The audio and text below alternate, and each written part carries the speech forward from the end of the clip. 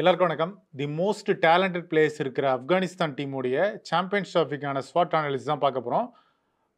Strength, weakness, opportunity மற்றும் threads Afghanistan டீமுக்கு பார்க்கறதுக்கு முன்னாடி நாம் அந்த டீமுடைய ஃபுல் ஸ்குவாடை பார்த்துடலாம். இதில் கேப்டனாக ஹஷ்மத்துல்லா ஷஹீதி இருப்பார்.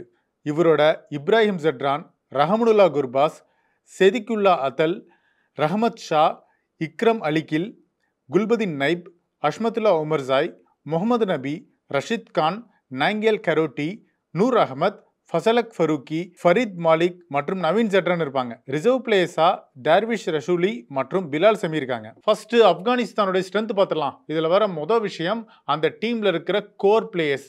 அவங்க பல காலமாக அந்த டீமுக்காக உதவி இருக்காங்க, அந்த அளவுக்கு கான்ட்ரிபியூஷன் பண்ணியிருக்காங்க. இதில் ரஷித் கான், ஹஷ்மத்துல்லா ஷஹீதி, குல்பதின் நைப், ரஹமத் ஷாலாம் இருக்காங்க. இவங்க எல்லோருமே அந்தந்த டிபார்ட்மெண்ட்டில் மிகச்சிறந்த பிளேயர்ஸாக இருக்காங்க. அப்போசிஷனுக்கு சேலஞ்ச் கொடுக்குற அளவுக்கான பிளேயர்ஸாக அவங்க மாறி இருக்காங்க. ஸோ இவங்க இருக்கிறது ஆப்கானிஸ்தான் டீமுக்கு மிகப்பெரிய பலம். இதில் வர அடுத்த ஸ்ட்ரென்த் என்னன்னா, பிச் கண்டிஷன் ஆப்கானிஸ்தானுக்கு ஏற்ற மாதிரி இருக்க போகுது. ஏன்னா துபாய் மற்றும் பாகிஸ்தானில் நிறைய டைம் அவங்க விளையாண்டுருக்காங்க. ஸோ ஆப்கானிஸ்தானுக்கு இந்த ரெண்டு பிச்சுமே நல்லாவே ஒர்க் அவுட் ஆகிறதுக்கான சான்ஸ் இருக்குது. அதனால் ஆப்கானிஸ்தான் இந்த இடத்துல நல்லாவே பெர்ஃபார்ம் பண்ணுவாங்க. இதில் வர அடுத்த ஸ்ட்ரென்த் ஆப்கானிஸ்தானுடைய கான்ஃபிடென்ஸை நம்ம சொல்லலாம். அந்த மொமெண்டமோடே வராங்க. ஏன்னா 2024 T20 வேர்ல்டு கப்பில் அவங்க செமிஃபைனல் வரைக்கும் வந்தாங்க. அந்த அளவுக்கான ஒரு பெர்ஃபார்மன்ஸ் கொடுத்த ஒரு டீம் இப்போது அடுத்த ஐசிசி டோர்னமெண்ட்டுக்குள்ளே வராங்க. இதில் அடுத்த இன்னொரு ஸ்ட்ரென்த் என்னன்னா, ஆப்கானிஸ்தான் கடைசியாக ஓடிஐ ஃபார்மேட்டுக்கான ஐசிசி டோர்னமெண்ட் விளையாண்டது வேர்ல்டு கப் 2023. அதில் இங்கிலாந்து, பாகிஸ்தான்லாம் அவங்க தோக்கடிச்சிருக்காங்க. இது எல்லாத்தோட ஒரு முக்கியமான விஷயம், அப்பேற்பட்ட ஆஸ்திரேலியாவுக்கே டஃப் கொடுத்தாங்க. ஆனால் கடைசி டைமில் கிளென் மேக்ஸ்வெல்லாம் அந்த டீம் ஜெயிச்சிருச்சு. இதில் அடுத்ததாக வர ஸ்ட்ரென்த் ஆப்கானிஸ்தானுடைய ODI record. ODI world cup 2023க்கு அப்புறமா 5 பைலேட்டரல் சீரீஸில் ஆப்கானிஸ்தான் விளையாண்டுருக்காங்க. இதில் 4 சீரீஸில் ஜெயிச்சிருக்காங்க. யூஏஇலேயே சவுத் ஆஃப்ரிக்காவுக்கு எதிராக அவங்க ஒரு சீரீஸ் ஜெயிச்சிருக்காங்க. ஸோ அந்த கான்ஃபிடென்ட் ஆப்கானிஸ்தான் கிட்ட இருக்கு. அடுத்த ஸ்ட்ரென்த் ஆப்கானிஸ்தானுடைய பவர் பேக்டு ஓப்பனர்ஸ். அதில் ரஹமனுல்லா குர்பாஸ் மற்றும் இப்ராஹிம் ஜட்ரான் இருக்காங்க. இவங்க 2 பேருமே கம்பைண்டாக 31 ஓடிஐ மேட்சஸில் 1514 ரன்ஸ் அடிச்சிருக்காங்க. அந்த அளவுக்கான சக்ஸஸ்ஃபுல் பார்ட்னர்ஷிப் போட்டிருக்காங்க. ஆப்கானிஸ்தானுடைய அடுத்த ஸ்ட்ரென்த் சந்தேகமே இல்லாமல் அந்த டீமுடைய ஸ்பின் அட்டாக் தான். டாப் மோஸ்ட் ஸ்பின் அட்டாக் எல்லோருமே ஃபார்மில் இருக்காங்க. இதில் ரஷித் கான்லேருந்து ஆரம்பித்து முகமது நபி, நூர் அகமத் மற்றும் நங்கையேலியா கரோட்டேன்னு முக்கியமான ஸ்பின்னர்ஸ்லாம் இந்த டீமில் இருக்காங்க. அதனால் ஆப்கானிஸ்தானுடைய ஸ்பின் அட்டாக்ல ஒரு டெப்த் இருக்குது. அதனால் இவங்களுடைய ஸ்பின் அட்டாக் துபாயில் ஒர்க் அவுட் ஆகும். அப்புறமா லாகூர் மற்றும் கராச்சியில் ஒருவேளை பிச்சு டேர்ன் ஆயிடுச்சுன்னா ஆப்கானிஸ்தானுக்கு சாதகமாக அமைஞ்சிடும். அடுத்தது ஆப்கானிஸ்தானுக்கான வீக்னஸ் என்ன அப்படின்னு பார்த்தீங்கன்னா, முதல் வர விஷயம் சமீபத்திய ஓடிஐ ரெக்கார்டு ஒன்று இருக்குது. ஆக்சுவலாக ஓடிஐ ரெக்கார்டாக நல்லா இருக்குது, நல்லா விளையாண்டுருக்காங்க. 2023 ஓடிஐ வேர்ல்டு கப்ல இருந்து நல்லா விளையாண்டுருக்காங்க. ஆனால் சமீபத்திய ஓடிஐ ரெக்கார்டு என்னன்றதான் கேள்வியே. ஏன்னா இப்போ நடக்க போகிறது ஓடிஐ ஃபார்மேட்டுக்கான ஐசிசி ஈவெண்ட். ஆனால் அவங்களுக்கான ப்ராப்பரான ஓடிஐ மேட்ச் ப்ராக்டிஸே இல்லை. ஏன்னா டிசம்பர் 2024 தான் கடைசியாக அவங்க ஓடிஐ மேட்ச் விளையாடினாங்க. இதில் வர அடுத்த வீக்னஸ் ஆப்கானிஸ்தானுடைய சேசிங் ஸ்கில்.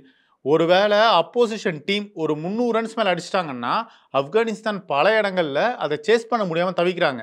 அவங்களால டிஃபெண்ட் பண்ண முடியுது, அதுக்கு ஸ்பின் அட்டாக் ஒரு காரணமாக அமையுது. ஆனால் சேசிங்னு வரும்போது ஈஸியாக சொதப்பிடுறாங்க. ஏன் அப்படின்னா இந்தளவுக்கு இது வீக்னஸாக இருக்குன்னா, அப்போசிஷன் டீம் அந்தளவுக்கு ஸ்ட்ராங்காக இருக்குது. அவங்க எல்லோருமே ஹை ஸ்கோர் பண்ணக்கூடியவங்க. ஸோ இங்கே ஆப்கானிஸ்தானுக்கு வீக்கராக அமையுது. இதில் அடுத்ததாக வர வீக்னஸ் எக்ஸ்பீரியன்ஸே இல்லாத ஒரு பேஸ் அட்டாக் இருக்குது. அந்த டீமில் இருக்கிற ஒரே நம்பிக்கையை ஃபசலக் ஃபரூக்கி. அவர் தான் இந்த பேஸ் அட்டாக்கை லீட் பண்ண போகிறாரு. அவர் மேலே ப்ரெஷர் விடுறதுக்கான சான்ஸ் இருக்குது. அதுதான் மிகப்பெரிய வீக்னஸ். ஆனால் அவரை தாண்டி பெரிய அளவுக்கான எக்ஸ்பீரியன்ஸ் பேசஸ் ஆப்கானிஸ்தான் டீமில் இல்லை. அஸ்மத்துல்லா உமர்சாய், ஃபரீத் அகமத், நவீத் ஜட்ரான்லாம் இந்த டீமில் இருக்காங்க. ஆனால் இவங்களுக்கு கன்சிஸ்டன்சி ப்ராப்ளமாக இருக்குது. ஏன்னா ஆப்போசிட் டீம்ஸில் ஹை குவாலிட்டியான பேட்டர்ஸ்லாம் இருக்காங்க. அவங்களுக்கு எதிராக இந்த இன்எக்ஸ்பீரியன்ஸான பேஸ் அட்டாக் என்ன பண்ண போகிறாங்கன்றத கேள்வியே. பவர் பிளேலேயே அந்த பிளேயர்ஸ்லாம் நல்லா பெர்ஃபார்ம் பண்ணக்கூடியவங்களாக இருக்காங்க.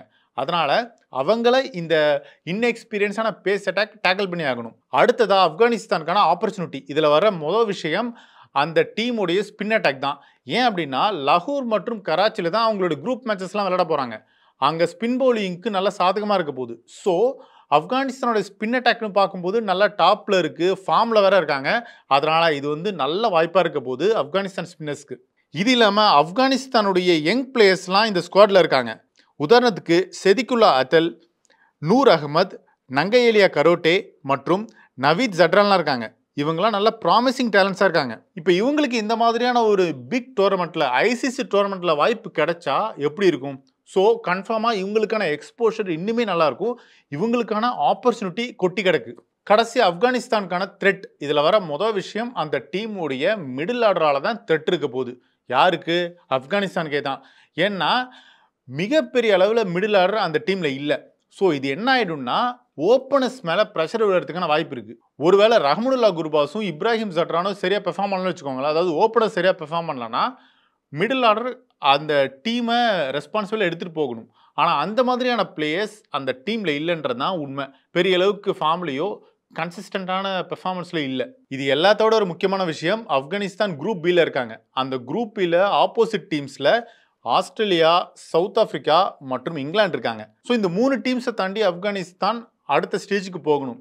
இங்கிலாந்து பெரிய அளவுக்கு ஃபார்ம்ல இல்லைன்னு வச்சுக்கோங்களேன். ஆனால் ஆஸ்திரேலியா மற்றும் சவுத் ஆப்பிரிக்கா நல்லாவே விளையாடுறாங்க. ஸோ இதை தாண்டி ஆப்கானிஸ்தான் போகணும். அது உண்மையிலே த்ரெட்டாக தான் இருக்க போகுது. ஸோ இதுதான் சாம்பியன்ஸ் ட்ராஃபி 2025ல ஆப்கானிஸ்தானுக்கான ஸ்ட்ரென்த், வீக்னஸ், ஆப்பர்ச்சுனிட்டி மற்றும் த்ரெட். இந்த ஸ்வாட் அனாலிசிஸ் பத்தி உங்களுடைய கருத்து என்ன? உங்களுடைய பார்வையில ஆப்கானிஸ்தானுடைய ஸ்ட்ரென்த், வீக்னஸ், ஆப்பர்ச்சுனிட்டி மற்றும் த்ரெட் என்னன்னு சொல்லுங்க. அப்புறமா இந்த சாம்பியன்ஸ் ட்ராஃபில ஆப்கானிஸ்தான் எந்த ஸ்டேஜ் வரைக்கும் போவாங்க அப்படின்னு கமெண்ட் செக்ஷன்ல சொல்லுங்க. என்னுடைய கருத்தும் உங்களுடைய கருத்தும் மாறலாம். அப்படி மாறினாலும் நீங்க அதை பதிவு பண்ணுங்க. இது ஒன் இண்டியாவுக்காக ஆனந்தன்.